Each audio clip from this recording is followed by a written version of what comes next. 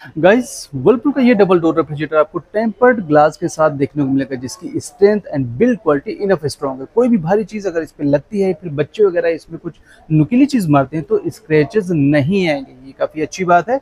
और इसके डोर के साइड में, दोनों डोर के साइड में आपको फ्लावर पैटर्न डिजाइन भी दिया गया है, जो इसके लुक्स को और भी ज्यादा इनहेंस करता है, प्रीमियम बनाता है। अब इसमें पावर कंजप्शन या फिर स्टार रेटिंग वगैरह, मॉडल नंबर वगैरह कैसे आप चेक करोगे, वो चेक कर पाते हो आप यहाँ पे दिए गए बी स्टार लेवल से। जैसे कि ये रेफ्रिजरेटर 2 स्टार रेटिंग में दिया गया है और इसका जो एनुअल कंजप्शन है 265 यूनिट है, मींस एक साल में 265 यूनिट कंज्यूम करेगा।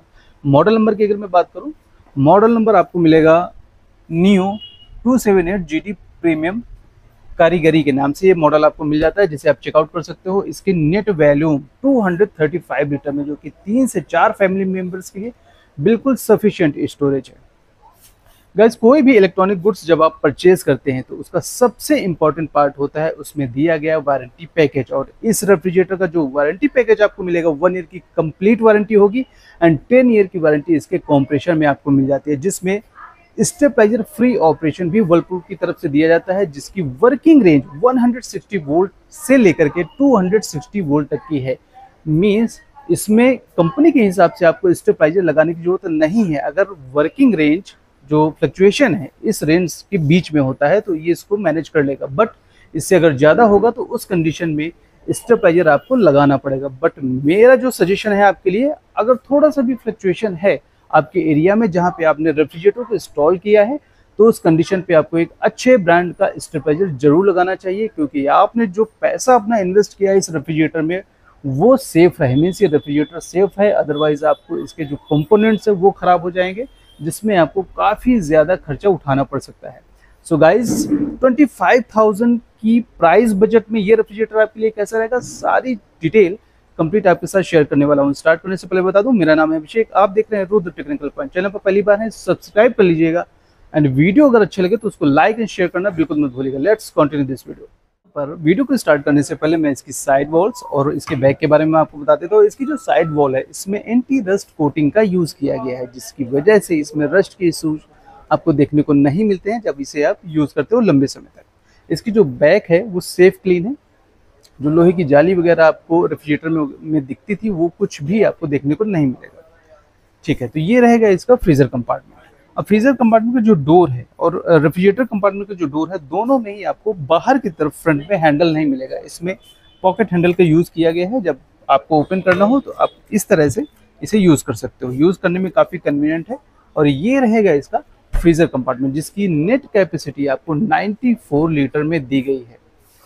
अब अगर मैं इसके व्यू की बात करूँ तो यहाँ पे एक टफिंग ग्लास शेल्फ्स आपको मिलेगा, जैसे कि आपको आइसक्रीम के बॉक्सेस स्टोर करने हैं या फिर बड़ा बाउल स्टोर करना है तो उसके लिए आप यहाँ पे उन्हें इजीली स्टोर कर सकते हो। और प्रॉपर कूलिंग के लिए यहाँ पे मल्टीपल एयर डक्ट का यूज किया गया है। अब यहाँ पे आप बैक वॉल में जब देख रहे हैं तो यहाँ पे एक डायल कंट्रोल नॉब दिया गया है, जिससे कि अलग अलग सीजन के हिसाब से या अलग अलग रिक्वायरमेंट के हिसाब से आप इसकी कूलिंग को कंट्रोल कर सकते हो, मीन्स एडजस्ट कर सकते हैं। ये रहेगा इसका डोर का व्यू। डोर में आपको टोटल रिमूवेबल गैस्केट का यूज देखने को मिलेगा। इसके गंदा होने पर आप इसे रिमूव कर सकते हो वॉश करने के बाद, और फिर से एज इट इज आप इसे लगा सकते हो। ये डोर में आपको 2 शेल्फ्स देखने को मिलेंगे, जिसमें आप कुछ फ्रोजन फूड के पैकेट्स वगैरह हैं, जो भी अदर आइटम आप स्टोर करना चाहते हैं, मसाले वगैरह, वो आप यहाँ पे कर सकते हैं। साथ ही में इसके जो फ्रीजर कंपार्टमेंट है इसमें आपको आइस क्यूब बॉक्स भी आपको देखने को मिलेगा, जो इसमें अभी नहीं है। जैसे कि नया रेफ्रिजरेटर जब आप परचेज करते हैं तो ये आपको इसके फ्रूट्स एंड वेजिटेबल बास्केट के अंदर मिलता है। तो यहाँ से निकाल करके आपको क्या करना है, सो गाइस यहाँ पर ये है इसका आइस क्यूब बॉक्स, जिसमें आप आइस को फ्रीज कर सकते हैं। पानी को आपको फिल करना है और आइस फ्रीज होने के बाद ये इस तरह से आप इसे, इस नॉब को टर्न करना है राइट साइड, और इस वाली ट्रे को टर्न करना है आपको राइट साइड। तो जो भी आइस होगी वो नीचे वाले ट्रे में कलेक्ट हो जाती है और यहाँ से आप इसको आसानी से निकाल सकते हैं। इसको इस तरह से आप जहाँ पर भी इंस्टॉल करना चाहें, यहाँ पे लेफ्ट साइड या फिर राइट साइड, जिस तरफ आप करना चाहते हो इसको इंस्टॉल कर सकते हैं।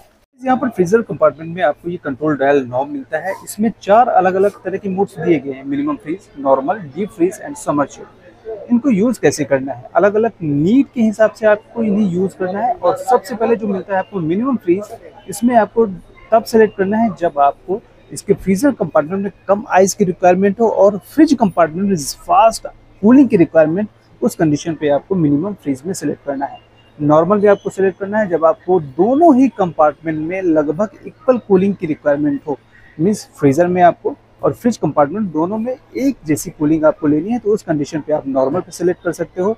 और थर्ड इज डीप फ्रीज, जब आपने फ्रोजन फूड स्टोर किए हैं फ्रीजर कंपार्टमेंट में या फिर आपको स्ट्रॉन्ग कूलिंग की रिक्वायरमेंट है, तो उस कंडीशन पे आपको डीप फ्रीज में इसे सेलेक्ट करना है, जिससे कि फ्रीजर का जो कूलिंग होती है वो काफ़ी बेटर और फास्ट आपको देखने को मिल जाती है। फोर्थ इज समर चिल, मई जून की गर्मी में आपको इसे समर चिल में सेलेक्ट करना है, जिससे कि आपको फ्रीजर कंपार्टमेंट में काफ़ी फास्ट आइस फ्रीजिंग देखने को मिल जाती है और इसके फ्रिज कंपार्टमेंट में काफ़ी फास्ट कूलिंग देखने को मिलेगी। जो भी वाटर बॉटल्स वगैरह आप स्टोर करते हैं वो जल्दी से ठंडे हो जाते हैं और उन्हें आप यूज़ कर सकते हो। सो गाइस ये काफ़ी अच्छा ऑप्शन मिल जाता है। अब गाइस फ्रीज़र सेक्शन की बात करते हैं इसके फ्रिज कंपार्टमेंट की। सबसे पहले इसको व्यू आपको दिखा देता हूँ, ये रहेगा इसका complete view. And fridge section की जो कंप्लीट आपको कैपेसिटी मिलेगी वो आपको 141 लीटर में देखने को मिलती है। अब इसकी सबसे खास बात यह है कि इसमें आपको 3 तरह के टिफिन ग्लास दिए गए हैं, जो कि 180 केजी वेट पे टेस्टेड है। मीन्स इतना वेट आप अगर इसमें रखते हैं तब ये ब्रेक नहीं होगा, हालांकि कोई इतना वेट नहीं रखता है अपने फ्रिज में। इसके बाद जो इसका जो पहला वाला ये टिफिन ग्लास शेल्फ है, ये स्लाइडिंग ऑप्शन दिया गया है। जैसे कि आप यहाँ पे खड़े होते हैं और आपने काफ़ी यहाँ पे आइटम स्टोर किया हुआ है, पीछे तक आपने यहाँ पे खाने पीने का सामान रखा हुआ है, तो क्या होता है कि आपको बहुत ज़्यादा ऐसे झुकने की जरूरत पड़ेगी। आपको जो भी सामान निकालना है या फिर रखना है तो आपको झुकने की जरूरत पड़ेगी। बट इसमें स्लाइडिंग का ऑप्शन दिया गया है, तो कोई भी सामान आपको रखने के लिए या फिर निकालने के लिए बार बार झुकने की जरूरत नहीं है। और जो भी सामान आपने स्टोर कर दिया, इसके बाद फिर इसे स्लाइड कर दीजिए अंदर की तरफ, तो काफ़ी अच्छा ऑप्शन मिल जाता है। और हर एक टिफिन ग्लास के पीछे बैक साइड आपको एयर डक्ट मिलेगी, जिससे कि जो भी सामान आप स्टोर करते हैं, मान लीजिए आपने छोटे छोटे कई सारे बर्तन इसमें स्टोर कर दिए या फिर आपने बड़ा एक पतीला स्टोर कर दिया, तो जो एयरेशन है प्रॉपर कूलिंग का वो पूरे रेफ्रिजरेटर कंपार्टमेंट में, फ्रिज कंपार्टमेंट में बना रहे, तो इसमें काफ़ी प्रॉपर कूलिंग आपको मिल जाती है। इसके बाद ये साइड में आप रैक्स देख रहे हैं, ये रैक्स 1 2 3 4, तो यहाँ पे जैसे कि आपको कभी बड़ा बर्तन स्टोर करना है तो आप क्या करोगे कि टिफिन ग्लास को इस तरह से निकालेंगे और यहाँ ऊपर की तरफ एडजस्ट कर देंगे इसको, तो जो इतना स्पेस है, ये स्पेस का जो गैप है दोनों टिफिन ग्लास शेल्फ्स के बीच में, ये बढ़ जाता है। तो ऐसे पे क्या होगा, तो यहाँ पे जो स्पेस है वो आप अपने हिसाब से एडजस्ट कर सकते हो। तो इसमें आपको एक्स्ट्रा साइड में जो रैक्स मिल जाती हैं उनका यूज़ आप इस तरह से कर सकते हो।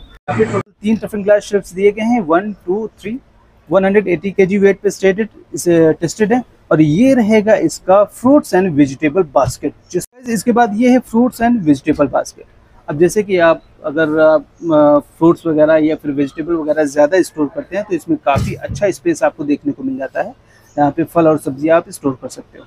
अब इसमें यहाँ पे स्लाइडिंग नॉब भी दिया गया है, जिसमें एक तरफ बड़े बड़े होल्स हैं, एक तरफ छोटे छोटे होल्स हैं। जैसे कि सब्जी आपने स्टोर की है तो उसे कम मॉइस्चर की रिक्वायरमेंट रहती है, तो आपको इसे राइट साइड स्लाइड करना है, जिससे कि छोटे होल्स आपको दिखने लगते हैं।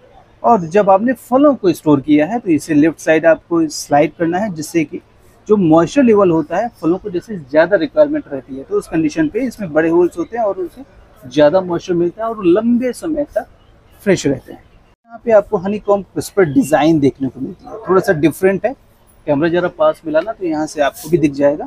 ये देख रहे हैं हनीकॉम्ब, एक मधुमक्खी की जो छत्ता होता है ना, उस तरह से आपको ये कुछ डिज़ाइन देखने को मिलेगा, जो मॉइस्चर को लॉक करके रखता है। और धीरे धीरे मॉइस्चर वो फलों और सब्जियों में जब गिरता है तो काफ़ी लंबे समय तक वो फ्रेश रहते हैं, बिल्कुल आपको गार्डन की तरफ फ्रेश मिलते हैं। तो ये बेनिफिट आपको यहाँ पे देखने को मिलेगा। तो ये हो गई फ्रूट्स एंड वेजिटेबल बास्केट की बात। इसके बाद अब आप दिखाता हूँ मैं यहाँ पे इसका डोर व्यू। फ्रिज कंपार्टमेंट में यहाँ पे ये डोर रहेगा, जिसमें आपको एक प्लास्टिक की ट्रे मिलेगी, जिसमें आप लेमन वगैरह या फिर एग्स वगैरह स्टोर कर सकते हैं। एक यूज़र मैनुअल आपको मिल जाता है, जिसमें बहुत ज़्यादा खास कोई डिटेल इस रेफ्रिजरेटर के बारे में आपको नहीं मिलेगी, हालांकि आप रीड कर सकते हो तो थोड़ा बहुत नॉलेज तो मिल ही जाएगा। अब इसमें 1 2 3 4, total 4 clean and straight shelves का यूज़ किया गया है, जिसकी जो बिल्ड क्वालिटी है ना गाइज, अगर मैं लिटरली बताऊं तो बहुत ज़्यादा अच्छी नहीं है, एवरेज है इसकी बिल्ड क्वालिटी। जैसे कि आप इसको वॉश करने जा रहे हैं तो थोड़ा सा आपको केयरफुली इसे वॉश करना पड़ेगा, जिससे कि अगर ये गिरा तो फिर टूट जाएगा, फिर अननेसेसरी आपको पैसा वहाँ पर भी खर्च करना पड़ सकता है।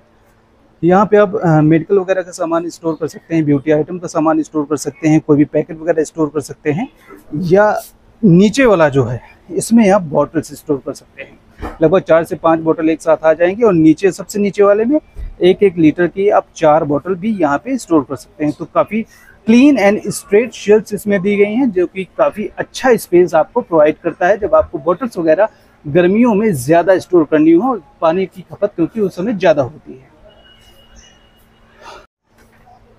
फ्रिज सेक्शन के जो डोर है ना, इसकी भी जो गैस्केट है वो टोटल रिमूवेबल है। आप इसको पूरी तरह से बाहर निकाल सकते हो, गंदा होने पर वॉश कर दीजिए, वॉश होने के बाद फिर से एडिट फिर से आप इसको यहाँ पे फिट कर सकते हैं।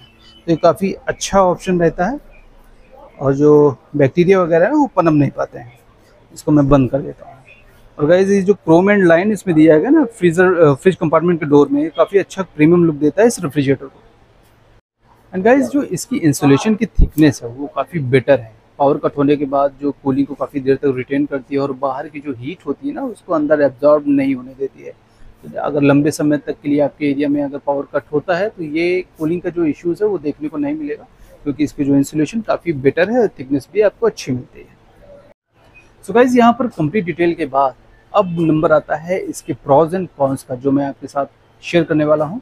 सबसे पहला जो प्रॉज मुझे लगा, इसकी जो कैपेसिटी है 235 लीटर में, इसमें काफ़ी अप्रोप्रिएट स्पेस डिस्ट्रीब्यूशन आपको मिलेगा, जिसमें कि फ्रीज़र कंपार्टमेंट 94 लीटर में है, और इसका फ्रिज कंपार्टमेंट 141 लीटर में है, जो कि अलग अलग सीज़न के हिसाब से, अलग अलग वेदर के हिसाब से, या फिर आपके रिक्वायरमेंट के हिसाब से उस स्पेस को आप अच्छे से यूटिलाइज कर सकते हो।